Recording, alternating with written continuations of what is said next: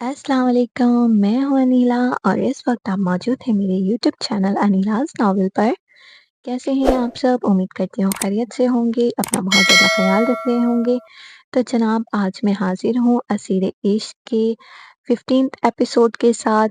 आप लोग मेरे एपिसोड का इंतज़ार करते हैं, मुझे कमेंट कर बोलते हैं कि एपिसोड क्यों नहीं आई, पूछते रहते हैं।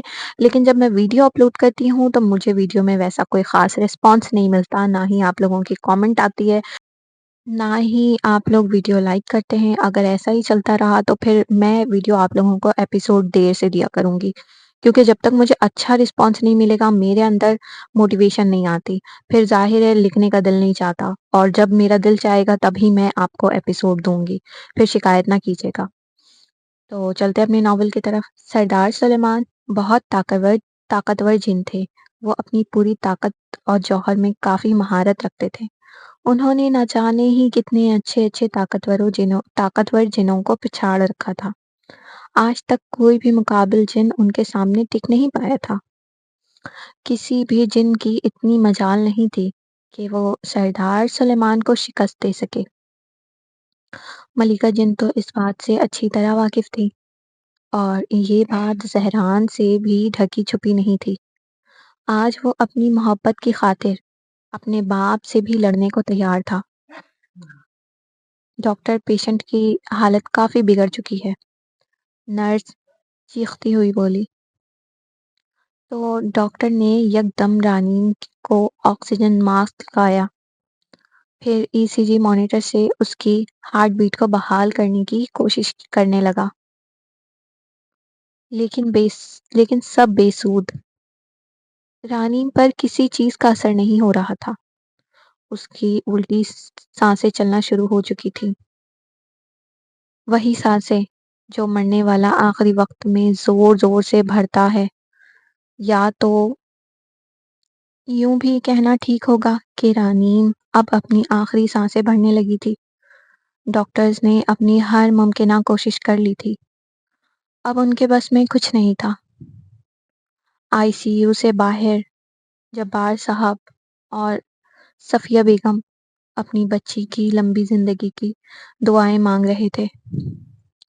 उन्हें क्या मालूम था, उनकी रानीम तो अपनी आखिरी सांसें ले रही है और बहुत जल्द उन्हें छोड़कर जाने वाली है।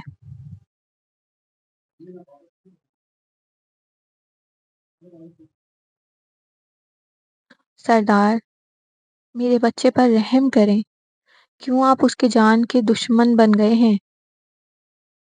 मलिका जिन सरदार सुलेमान को ज़हरान पर काबिज़ होता देख बोली। सरदार सुलेमान एक पक्के जानी दुश्मन की तरह अपने बेटे से मुकाबला कर रहे थे, लेकिन ज़हरान भी कहाँ हार मानने वालों में से था। वो अपनी बेजान कोशिशें और बर्कफुर्ती से सरदार सुलेमान को चारों खाने चित कर चुका था। अब मंजर ये था कि दोनों ही जख्मी हुए पड़े थे, लेकिन बिलाखिर सरदार सुलेमान जिन्नों के शहंशाह अपनी जिंदगी में पहली बार अपने बेटे और अपने तख्त के जानशीन से शिकस्त तस्लीम कर चुके थे। बाबा, मुझे वो शिफा बूटी हर हाल में चाहिए। अब तो आप समझ ही चुके होंगे वो मेरे लिए कितनी अहम है। ज़हरान अपने वालिद सरदार सुलेमान को सहारा देते हुए ज़मीन से उठाने में मदद करते हुए इत्तला देने के अंदाज में गोया हुआ। चलो मेरे साथ। सरदार सुलेमान ज़हरान का हाथ थामकर उसे अपने साथ ले गए, जबकि मलिका जिन वहीं खड़ी रहीं। सरदार सुलेमान और ज़हरान एक पहाड़ के दामन पर खड़े थे, जहाँ चारों ओर घना अंधेरा छाया हुआ था। पहाड़ के पास एक खुफिया दरवाज़ा था, जहाँ जिनों के 2 दरोगा पहरा दे रहे थे, जो सरदार सुलेमान को देखकर फौरन ही उन्हें झुककर अदब से सलाम पेश किया। सरदार के इशारे पर वो दोनों वहां से हट गए। سردار سلیمان نے ہاتھ سے اشارہ کیا تو دروازہ خود بخود کھل گیا۔ پھر وہیں لکڑی کے کھوٹے پر رکھی مشال اٹھا کر زہران کو ساتھ میں چلنے کا کہا۔ اب دونوں پہاڑ کے خفیہ غار کے اندر موجود تھے۔ سامنے ہی زہران کو شفا بوٹی کی بیل نظر آئی۔ وہ جیسے ہی بیل توڑنے کے لیے آگے بڑھا تو یکدم ایک اندیکھی جادوئی دیوار سے ٹکرایا اور بری طرح متاثر ہو کر پیچھے کی جانب گرا۔ تم ٹھیک ہو؟ سردار سلیمان نے اسے سہارا دیا۔ جی بابا، لیکن یہ کیا تھا؟ زہران اپنی پیشانی کو سہلاتے ہوئے تشویش سے پوچھا، جبکہ نظروں میں اب بھی حیرانی تھی کیونکہ اسے وہ دیوار نظر ہی نہیں آ رہی تھی۔ یہ ایک جادوئی دیوار ہے جس سے صرف وقت کا سلطان ہی اپنی آنکھوں سے دیکھ سکتا ہے۔ یہ دیوار صدیوں سے ہمارے پرکھوں کی رکھی گئی اس نایاب امانت کی حفاظت کر رہی ہے تاکہ کوئی شخص اسے یہاں سے اپنے قبضے میں نہ لے جائے۔ تم جانتے ہو یہ شفا بوٹی جس کو بھی حاصل ہو گئی تو وہ دنیا میں تباہی پھیر سکتا ہے، کچھ بھی کر سکتا ہے۔ اس لیے آج تک یہاں صرف اور صرف وقت کا سلطان ہی آ سکتا ہے۔ کوئی عام جن کو یہاں داخل ہونے کی اجازت نہیں ہے۔ لیکن میں تو سلطان نہیں ہوں بابا، پھر آپ مجھے یہاں کیوں لے کر آئے؟ زہران سردار سلیمان کی باتوں میں الجھتے ہوئے جز بز استفسار کیا۔ ضروری نہیں کہ ہر سوال کا جواب دیا جائے، کچھ باتیں ہمیں وقت پر ہی سمجھ آتی ہیں۔ سردار سلیمان اطمینانی سے مسکرا کر معنی خیزی سے بولے۔ سردار سلیمان نے اس اندیکھی دیوار سے کچھ سرگوشی کے انداز میں کہا، پھر زہران کو آنے کا اشارہ کیا۔ اب زہران آگے بڑھا تو اسے سامنے سے کوئی دیوار محسوس نہیں ہوئی۔ نہ جانے سردار سلیمان نے اس اندیکھی جادوئی دیوار پر کیا پڑھ کر پھونکا تھا جو وہ یکدم سے غائب ہو گئی تھی۔ سردار سلیمان نے شفا بوٹی کے بیل میں سے ایک پھل توڑ کر زہران کے ہاتھ میں تھما دیا، جو خوبانی کے دانے کی مانند تھی۔ رنگ سنہرا تھا جس کے بیچوں بیچ لال رنگ کے ڈورے تھے۔ جاؤ بچا لو اس لڑکی کی زندگی۔ سردار سلیمان نے اس بات میں سر ہلا کر اسے جانے کا اشارہ کیا۔ بابا، زہران بے ساختہ اپنے والد کے سینے سے لگا۔ آج 100 سال کے بعد باپ بیٹے گلے ملے تھے۔ اچھا جاؤ اس لڑکی کے پاس، وقت بہت کم ہے، سردار سلیمان نے اسے یاد دلاتے ہوئے کہا۔ جی بابا، فی امان اللہ۔ یہ کہتا زہران وہاں سے تیزی سے ہسپتال کی جانب روانہ ہوا۔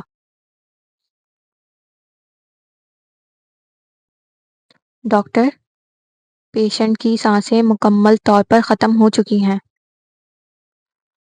جونیئر ڈاکٹر ای سی جی مانیٹر سے دیکھ کر بولا۔ سینئر ڈاکٹر نے دیکھا تو ہارٹ بیٹ کی لائن بھی بالکل سیدھی ہو چکی تھی۔ ڈاکٹر نے رانیم کے منہ سے آکسیجن ماسک ہٹا کر سفید چادر سے اس کا چہرہ ڈھانپ دیا۔ کیا ہوا ڈاکٹر؟ میری بچی کیسی ہے؟ وہ ٹھیک تو ہو جائے گی نا؟ صفیہ بیگم نے ڈاکٹر کو آئی سی یو سے باہر نکلتا دیکھ بے چینی سے سوال کیا۔ آئی ایم سوری، ہم نے اپنی پوری کوشش کی لیکن ہم آپ کی بیٹی کو بچا نہیں سکے۔ جبار صاحب، جو ابھی ڈاکٹر کو دیکھ کر آگے بڑھنے ہی لگے تھے، ڈاکٹر کی باتیں سن کر ان کے قدم لڑکھڑائے اور وہ وہیں دیوار سے لگ کر بیٹھ گئے۔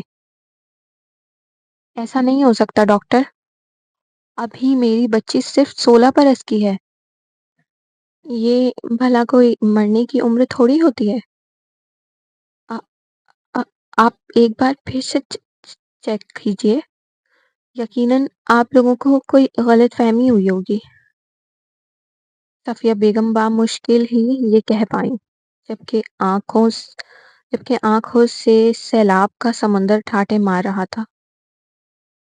دیکھیں، میں آپ کے جذبات کو سمجھ سکتا ہوں، لیکن زندگی اور موت کے لیے کوئی ایک عمر مقرر نہیں ہوتی، یہ تو اللہ کے فیصلے ہوتے ہیں۔ آپ لوگوں کو یہ سچ قبول کرنا ہی ہوگا کہ اب آپ کی بیٹی آپ لوگوں کو چھوڑ کر جا چکی ہے۔ میری جوان بچی، جس کی زندگی ابھی شروع ہوئی تھی، میں کیسے مان لوں اس کی زندگی شروع ہونے سے پہلے ہی ختم ہو گئی؟ یہ سب تمہاری وجہ سے ہوا ہے۔ تم نے میری بچی کی جان لے لی۔ جبار صاحب آپ دیدہ ہو کر بولے، جبکہ لہجے میں شکوہ اور کسی قدر غصہ بھی شامل تھا۔ مقابل کی باتیں سن کر تو صفیہ بیگم آنسوؤں کا گھونٹ پی کر رہ گئیں۔ صفیہ، تم نے مار ڈالا میری بچی کو۔ اپنی ضد کی وجہ سے میری بچی کی جان لے لی تم نے۔ تم میری بچی کی قاتل ہو۔ جبار صاحب حواس باختگی میں بول رہے تھے، جبکہ صفیہ بیگم اپنی غلطی پر نادم تھیں۔ کاش آپ اس وقت میری بات مان جاتی تو شاید آج ہماری بچی ہمارے ساتھ ہوتی۔ جبار صاحب سرد لہجے میں بولے، رانی، رانی۔ زہران اسے پکارتا ہوا آئی سی یو میں داخل ہوا تو رانیم کا جسم بے سود جبنش جمود کی حالت میں پڑا، مشینیں بند پڑی تھی۔ اس نے رانیم کی دل والی جگہ پر اپنا ہاتھ رکھا، مقصد دھڑکنوں کو محسوس کرنا تھا۔ بہت ہی معمولی سی رفتار سے اس کا دل دھڑکتا ہوا اسے محسوس ہوا۔ زہران نے بنا وقت ضائع کیے شفا بوٹی کے 2 ٹکڑے کیے۔ 2 ٹکڑے کرنے سے اس بوٹی کا رس نکلا، جو زہران نے اپنی ہتھیلی پر نکالا، پھر اپنی ہتھیلی رانیم کے ہونٹوں پر رکھ کر رس ایسے اس کے منہ میں ڈالا کہ وہ سارا رس رانیم کے ہونٹوں کے ذریعے اس کے جسم میں داخل ہو گیا۔ اچانک آئی سی یو کی لائٹ آف ہوئی، پھر 2 سیکنڈ کے بعد آن ہو گئی۔ یکدم مشینوں میں رانیم کی سانسیں اور دھڑکنیں بالکل نارمل چلتی ہوئی نظر آئیں۔ اب بھی بے ہوش تھی، لیکن اس کا دل اب بالکل ویسے ہی دھڑک رہا تھا جیسے زہران کی موجودگی میں دھڑکتا تھا۔ نرس جو وہیں موجود تھی، اچانک ہوئے معجزے کو دیکھ کر دنگ رہ گئی۔ وہ بھاگتی ہوئی ڈاکٹر کو بلا کر لے کر آئی، جو ڈاکٹر اسے مردہ تصور کر چکے تھے۔ اچانک اسے زندہ دیکھ کر وہ سب بھی حواس باختہ ہوئے۔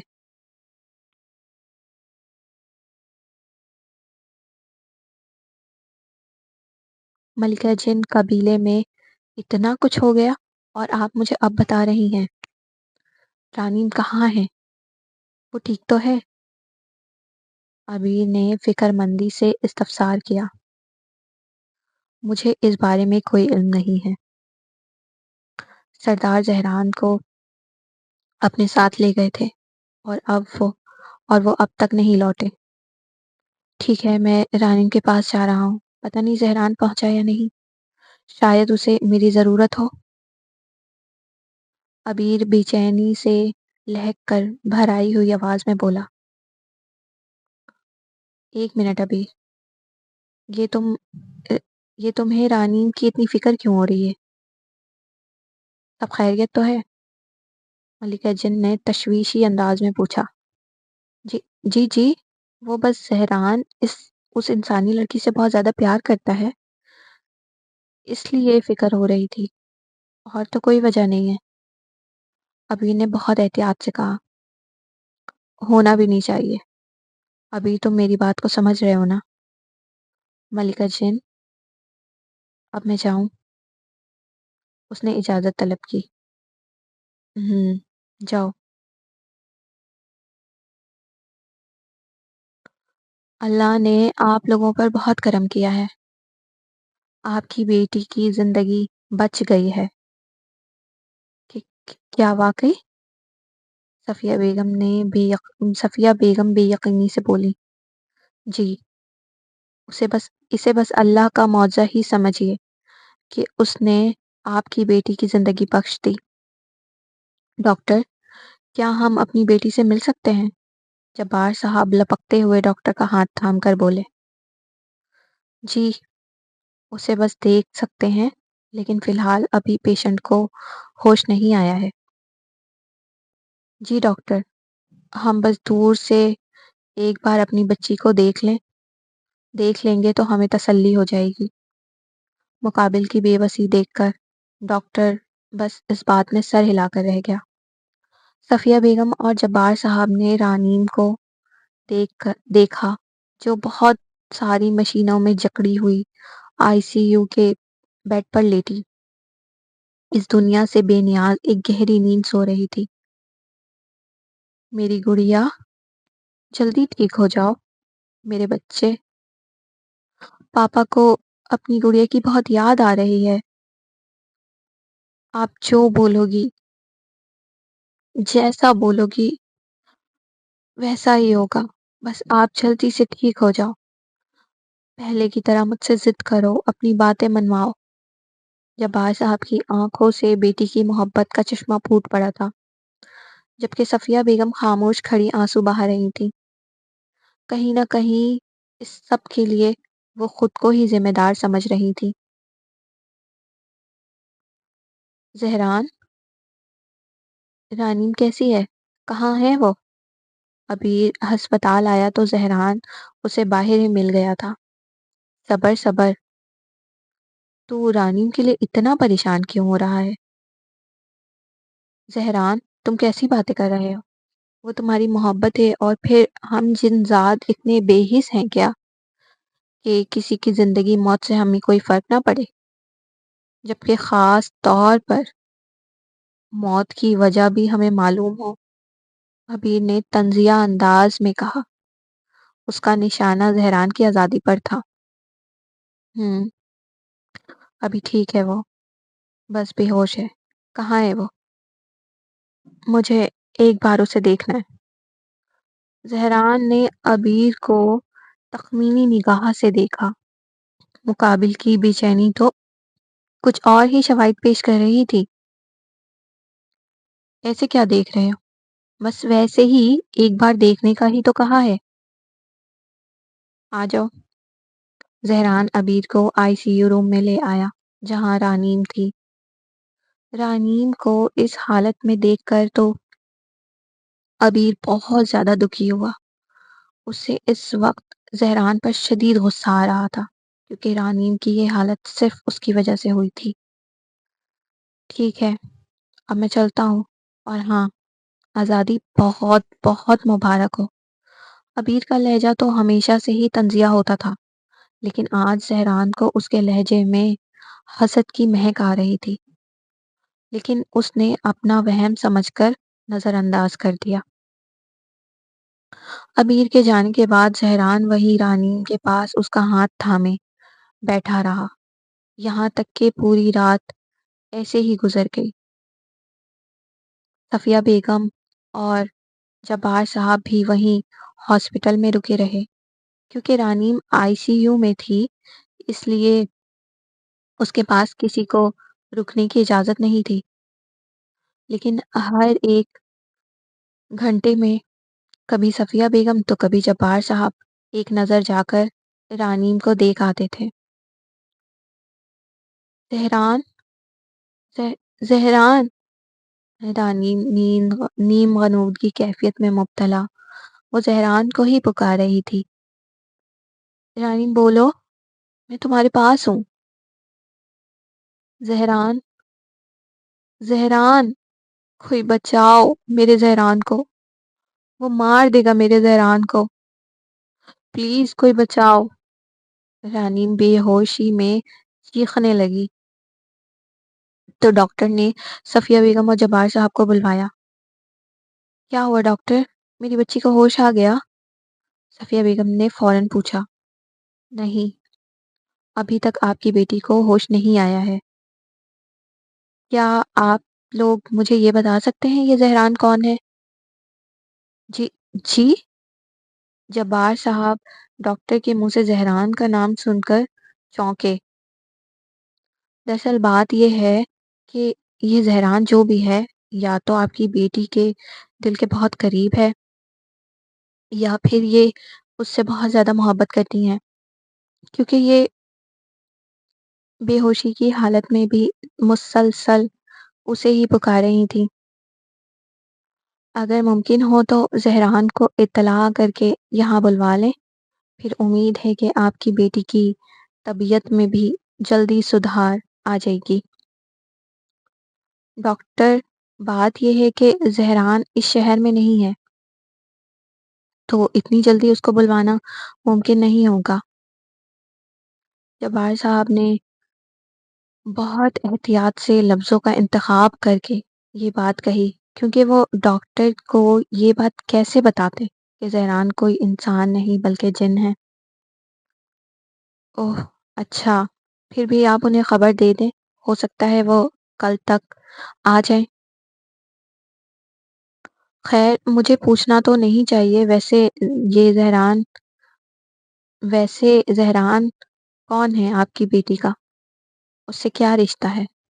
وہ منگیتر ہے میری بیٹی کا، جبار صاحب کے منہ سے بے اختیار نکلا۔ اوہ، اچھا اچھا۔ اگلی صبح رانین کو ہوش آ چکا تھا۔ اسے پرائیویٹ روم میں شفٹ کر دیا گیا تھا۔ صفیہ بیگم اور جبار صاحب بھی روم میں موجود تھے۔ ڈاکٹر رانین کا چیک اپ کر رہا تھا کہ روم کے دروازے پر دستک ہوئی۔ دروازہ کھلا تو بلیک شلوار قمیض میں ملبوس ایک خوبصورت پرسنالٹی والا نوجوان اپنی پوری وجاہت کے ساتھ روم کے اندر داخل ہوا۔ جبار صاحب اور صفیہ بیگم تو اس وجیحہ نوجوان کو دیکھتے ہی رہ گئے۔ آج سے پہلے انہوں نے کبھی اس نوجوان کو نہیں دیکھا تھا، نہ ہی وہ انہیں جانتے تھے، لیکن وہ بے حد حسین تھا۔ اس کی نیلی خوبصورت آنکھیں، پرکشش چہرہ قابل دید تھا۔ آپ کون ہیں؟ ڈاکٹر نے سوال کیا۔ زہران۔ اس نوجوان کی وجیحہ آواز سن کر اور اس کے منہ سے اس کا نام سن کر تو جبار صاحب اور صفیہ بیگم دنگ رہ گئے۔ اوہ، تو آپ زہران ہیں؟ یہ آپ کی منگیتر آپ سے بہت پیار کرتی ہیں۔ بے ہوشی میں بھی بس آپ کو ہی یاد کیے جا رہی تھی۔ ویسے ایک بات تو ہے، آپ ضرورت سے زیادہ ہی ہینڈسم ہیں۔ ڈاکٹر مقابل شخص کی سحر انگیز شخصیت کو سراہتے ہوئے گویا ہوا۔ ہاں ہاں ہاں، جی شکریہ۔ وہ نوجوان واقعی بہت خوبصورت تھا۔ جب ڈاکٹر جبار صاحب اور صفیہ بیگم پر اپنا سحر چھوڑ سکتا تھا تو رانیم تو پھر کمسن دوشیزہ تھی، وہ کیسے اس کے اسیر عشق سے بچ جاتی؟ زہران کی اس جرأت پر رانیم تو حواس باختگی سے اس سر پھرے شہزادے کو دیکھتی ہی جا رہی تھی۔ ڈاکٹر چیک اپ کر کے روم سے جا چکا تھا۔ اب کیسی طبیعت ہے تمہاری؟ زہران رانیم کے پاس کھڑا کسی کی پرواہ کیے بغیر اس سے پوچھا۔ تمہیں دیکھ لیا، اب ٹھیک ہو۔ صفیہ، چلو ہم کچھ دیر بعد آ جائیں گے۔ رک جائیں، آپ لوگوں کو کہیں جانے کی ضرورت نہیں ہے۔ یہ آپ کی بیٹی ہے، اس پر ابھی سب سے زیادہ حق آپ لوگوں کا ہے۔ میں بس رانین کی طبیعت معلوم کرنے آیا تھا۔ زہران نے بہت آرام سے کہا۔ دیکھو بیٹا، ویسے تو یہ وقت ان سب باتوں کا نہیں ہے۔ ہم لوگوں نے تمہارے ساتھ جو بھی کیا اس کے لیے ہم بہت شرمندہ ہیں، لیکن اب ہم اچھی طرح سمجھ چکے ہیں کہ رانین تمہارے بغیر نہیں رہ سکتی، اس لیے ہم دونوں نے مل کر یہ فیصلہ کیا ہے کہ ہمیں تمہارے اور رانی کے رشتے سے کوئی اعتراض نہیں ہے۔ جبار صاحب نے لچکدار لہجے میں کہا، پاپا، کیا واقعی آپ کو اور مما کو ہمارا رشتہ منظور ہے؟ رانی بے یقینی سے بولی، جبکہ یہ سن کر تو اس کا چہرہ خوشی سے دمکنے لگا۔ جی میرے بچے، آپ نے بالکل ٹھیک سنا ہے۔ جبکہ ان سب گفتگو میں صفیہ بیگم مکمل خاموش تھی، شاید اس لیے کہ ایک جنذات کو اپنی بیٹی سونپ دینا اتنا آسان نہ تھا ان کے لیے۔ زہران بھی مکمل خاموشی اختیار کیے کھڑا تھا۔ اسے تو یقین ہی نہیں ہو رہا تھا کہ رانین کے والدین اتنی جلدی ان کے رشتے کو قبول کر لیں گے۔ جبار صاحب تو اپنی بیٹی سے اتنی محبت کرتے تھے کہ اس کی کسی بھی بات کو ٹال نہیں سکتے تھے۔ پھر آج تو بات ان کی بیٹی کی زندگی کی تھی، پھر وہ بھلا کیسے نہ مانتے۔ او زہران، آج میں کتنی خوش ہوں، تمہیں بتا نہیں سکتی۔ نہ بتاؤ رانی، مجھے تمہاری ہر بات کی خبر ہوتی ہے، میں تمہاری خاموشی کو بھی اچھی طرح پہچانتا ہوں۔ رانی زہران بے اختیار رانی کو اپنے سینے میں بھینچ کر محبت سے اس کا نام پکارا۔ جبار صاحب اور صفیہ بیگم اس وقت روم سے باہر جا چکے تھے۔ رانی، میں تمہارے لیے کتنا تڑپا ہوں، تم نہیں جانتی۔ کیوں کیا تھا تم نے ایسا؟ کیوں تم مجھے چھوڑ کر جانا چاہتی تھی؟ اس کی آواز میں نمی تھی، بے بسی تھی، آنسوؤں کی آمیزش شامل تھی۔ زہران، تم نے ہی تو کہا تھا یہ عشق ایسا ہی ہوتا ہے، تم مجھے کھونا نہیں چاہتی اور میں تمہیں۔ ہاں بالکل ٹھیک کہا تم نے، یہ عشق ایسا ہی ہوتا ہے، لیکن رانی میری ایک بات ہمیشہ یاد رکھنا، رانی نہیں تو زہران بھی نہیں رہے گا۔ تم میری زندگی ہو رانی، تم میرے لیے اللہ کا دیا ہوا وہ قیمتی تحفہ ہو جسے میں کسی صورت کھونا نہیں چاہتا۔ تو پیار کرنے والے ایک دوسرے کی دھڑکنوں میں کھوئے ہوئے تھے۔ رانیم زہران کی پناہوں میں خود کو محفوظ سمجھتی تھی، اور ایسا ہی تھا۔ زہران کبھی اپنی رانیم کے ساتھ کچھ بھی غلط ہونے نہیں دے سکتا تھا۔ آج کی ایپیسوڈ کا اختتام ہوا، تو آپ لوگوں کو میری ایپیسوڈ کیسی لگی؟ اپنی رائے کا اظہار کامنٹ سیکشن میں ضرور دیجیے گا اور بتائیے گا۔ میرے بہت سارے سبسکرائبرز ہیں جو پوچھتے ہیں لیکن ویڈیو میں کامنٹ نہیں کرتے۔ میں آپ لوگوں سے بار بار کہہ رہی ہوں، پھر ایپیسوڈ لیٹ ہوگی تو مجھے نہیں بولیے گا۔ اپنا بہت زیادہ خیال رکھیے گا۔ اللہ حافظ۔